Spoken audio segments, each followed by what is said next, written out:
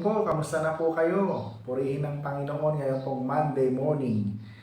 Isa na namang edisyon ng morning devotion ng ating matutunghayan, buhat po dito sa ating pinakamamahal na iglesia, ang Crossroad United Methodist Church. I hope and I pray na kayo ay nasa mabuting kalagayan at patuloy na nararanasan ang presensya ng Panginoon sa ating mga buhay. Tunay nga na napakabilis ng araw, ngayon po ay August 5 na. At salamat sa Panginoon dahil patuloy niya ipinapakita yung kanyang katapatan sa bawat isa sa atin.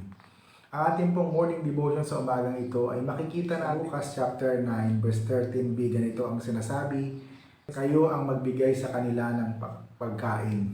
Ang title po ng ating morning devotion ay harapin ang problema. Bawat isa po sa atin ay nakakaranas ng mga problema o ng mga crisis na dumarating sa ating buhay.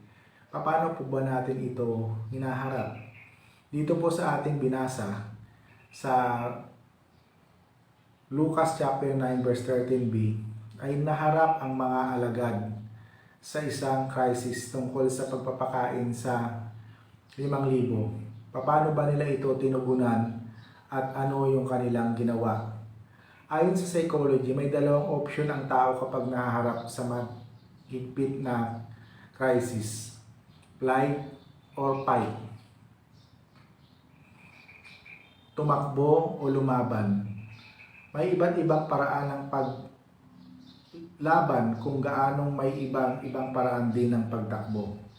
Yung iba ay dinadaan sa paglalasing. Yung iba naman habang makakaiwas, iiwasan ng problema sa pagharap nito. Sa kwento tungkol sa pagpapakain sa 5,000, sa aklat ng Lucas, ang pinili ng mga alagad ay tumakbo. Wika sa chapter 9 verse 12b, paalisin na po ninyo ang mga tao upang makahanap sila ng makakain at matutuluyan sa mga nayon sa paligid. Nasa ilang na lugar po tayo.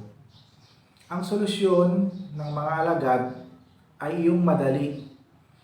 Iniisip siguro nila, hindi naman nila katungkulang pakainin at pangalagaan ang mga taong nakikinig sa ating Panginoon.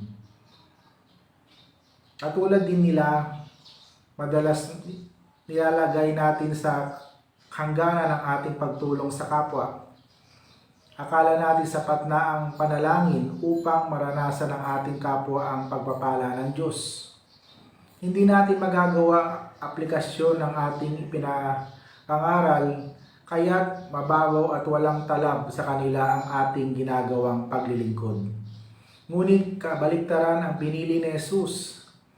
Ang sabi sa kanya ay hindi pagtakbo kundi paglaban sa pamamagitan ng pagpapakain sa maraming tao.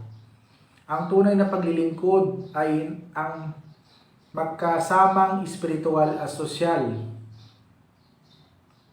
Hindi po ang ating paglilingkod kung puro espiritual lang ang ating bibigyan pansin. Gayon din naman kung puro pisikal lang ang ating tutugunan. Ang hamon sa atin sa umagang ito para sa ating morning devotion ay kung may crisis, harapin natin ito ng buong katapangan, ng buong pananampalataya. Huwag nating takbuhan sapagkat kung hindi ay patuloy tayong hahabulin ito. Alalahanin natin, kasama natin ang Diyos at sa pamamagitan ng ating Panginoon, ma-overcome natin ang lahat ng mga crisis na dumarating sa ating mga buhay. Nawa, sa umagang ito ay meron tayong nakita, meron tayong tinanggap mula sa ating Panginoon na kung saan ay pinapaalalahanan tayo na huwag nating takasan, huwag nating takbuhan, huwag nating talikuran ang problema. Bagkus, harapin natin ito ng may katapangan kasama ang ating Panginoon at makakaasa tayo, natutulungan tayo ng Panginoon, pagtatagumpayin tayo ng Diyos at hindi niya tayo bibiguin tulad ng ating mga napagdaanan, mga naranasan na kapahayagan at pagkilos ng Panginoon sa ating mga buhay bilang mga lingkod ng ating Panginoon. Purihin ang Panginoon, patuloy tayong sumunod at maglingkod sa ating Panginoon sa kabila ng mga crisis, problema na ating nararanasan. Kasama natin ang Panginoon. Pinupuri ka namin at pinasasalamatan sa umagang ito ng Monday.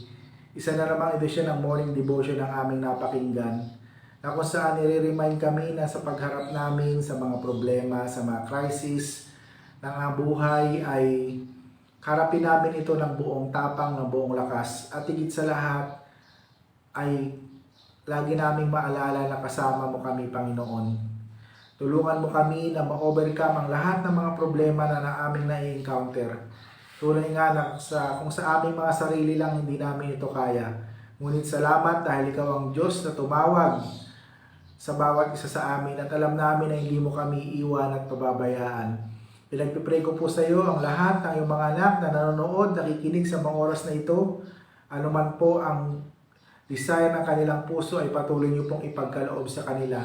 At ipaalala na ikaw ang Diyos na tumawag sa kanila ng may katapatan. Kung meron man po nakakaranas ng mga mabibigat na pagsubok, tulungan niyo po sila na ma-overcome ang lahat ng ito. Pinagpipray ko rin sa iyo mga kapatid namin na may mga karamdaman in the name of Jesus, pagalingin niyo po sila. At nawa, ikaw ang patuloy na mag-ingat sa bawat isa sa kanila. Patnubayan niyo po kami sa kabuuan ng araw na ito. Huwag niyo po kaming iiwan at pababayaan. I-bless niyo rin po ang aming minamahal na bansa. I-bless nyo rin po ang aming mga pamilya, pagpalain nyo po sila. Pinagpipray din namin sa iyo ang mga kamag-anak namin, mga kaibigan namin, mga kakilala namin na nashare na tataga ng morning devotion na ito, pagpalain nyo po sila. Marami pong salamat, Panginoon. Huwag nyo po kaming iiwan at huwag nyo po kaming pababayaan. Samahan nyo po kami sa kabuuan ng araw na ito. Ito po ang aming panalangin sa pangalan ni Jesus na aming Panginoon. Amen. Tapos na naman tayo para sa namang morning devotion mula po dito sa Crossroad United Methodist Church. Dalangin namin na patuloy kayong samahan ng Panginoon at tawa sa lahat ng inyong napakikinggan, naririnig ay meron po kayong natututunan at meron po kayong tinatanggap mula sa ating Panginoon. Mula po dito sa Crossroad United Methodist Church kasama ng multimedia team, ito po ang inyong lingkod, Pastor Moses. Lagi nagsasabing ang Diyos ay mabuti, hindi lamang noon, hindi lamang ngayon, kundi sa habang panahon. Hanggang sa muli, God bless everyone. Paalam!